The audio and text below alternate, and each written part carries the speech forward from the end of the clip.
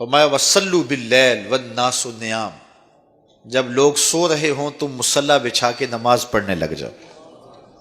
تمہارا رب کے ساتھ تعلق اس قدر مضبوط ہونا چاہیے کہ ایسے وقت میں کہ جب لوگ سو رہے ہوں تو تم سجدہ ریز ہو جاؤ، تاکہ ریاکاری کا امکان بھی مسترد ہو جائے۔ تو یہ چار کام جب تم کرو گے، رسول کریم نے ارشاد فرمایا تدخل الجنہ بالسلام، جنت میں سلامتی سے داخل ہو جاؤ۔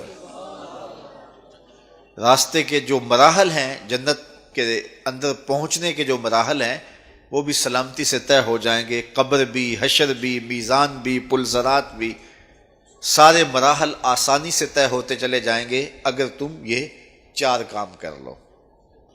ان تین کاموں کا تعلق ہماری معاشرتی زندگی سے ہے، اور رات کی تنہائیوں میں مصلی بچھا کے نماز پڑھنا، اس کا تعلق جو ہے وہ ہماری نجی زندگی سے ہے، اور وہ جتنی تنہائی میں ہو اس قدر ہی اللہ کی رحمتیں زیادہ اترتی ہیں۔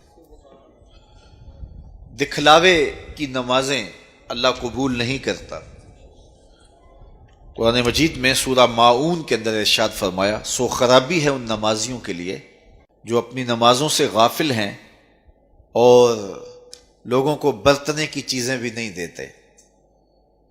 معمولی چیزیں جو ایک دوسرے کو ہم عاریتاً دے دیتے ہیں وہ بھی نہیں دیتے اور نماز پڑھتے ہیں۔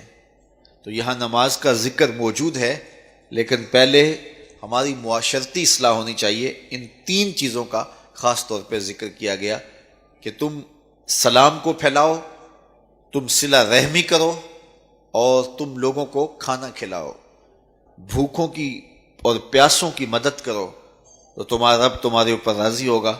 اور پھر رات کی تنہائی میں تم اللہ کے حضور مصلی بچھا کے نوافل ادا کرو۔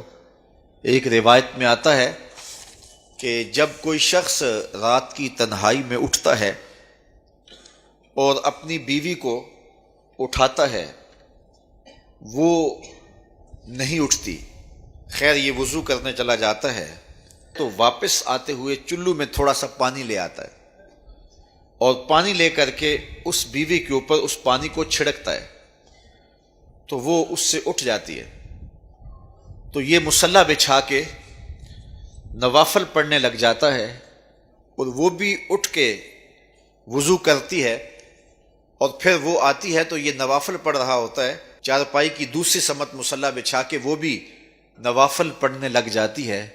حدیث میں آتا ہے جب وہ دونوں نوافل پڑھنے لگ جاتے ہیں رب مسکراتا ہے، اپنی شان کے مطابق رب مسکراتا ہے کہ میرے بندے کس طرح مخلوق سے چھپ کے میرے حضور سجدہ ریز ہیں۔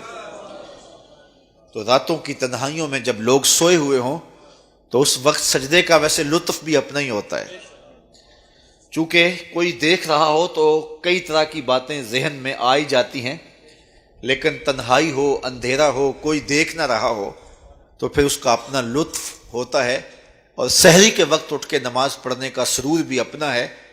اور میں کہتا ہوں کہ وہ ملنے کی گھڑیاں ہوتی ہیں، انسان کو ان گھڑیوں کے اندر اللہ کی خاص رحمتیں نصیب ہوتی ہیں، اور جو سحری کے سجدوں کا مزاج رکھتا ہے اللہ تعالیٰ اس کے من کے اندر روشنیاں ڈال دیتا ہے۔ اقبال کہتا ہے رومی ہو، رازی ہو، عطار ہو کہ غزالی، کچھ ہاتھ نہیں آتا بے آہ سحر گاہی۔